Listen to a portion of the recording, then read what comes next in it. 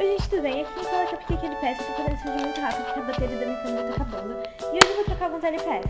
Eu vou falar pra vocês porque eu não tô trocando muito, gente, porque eu tenho pena, eu me apego, por menos que eu goste das coisas, eu me apego a essas coisas que as pessoas me dão, então vamos começar.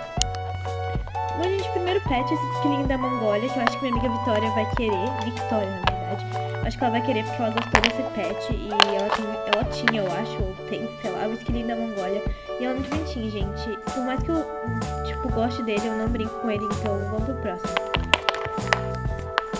Depois a gente tem esse pet aqui, que ele, eu não sei muito bem o que é isso, acho que é um esquilo também. Ele tá personalizado aqui com brilho. Eu não sei se a pessoa vai querer trocar por isso, mas tudo bem. E não tem como eu tirar a personalização, porque eu ainda não sei o jeito de tirar. Deixem aí nos comentários e vamos pro próximo. E, gente, essa é a última pet. Ela é muito bonitinha, ela é uma coelhinha, ela tá personalizada bem mal aqui. Mas eu vou personalizar ela melhor se alguém quiser trocar, tá bom? Então, gente... Então, gente, foi isso. Espero que vocês tenham gostado. Beijo pra vocês e tchau!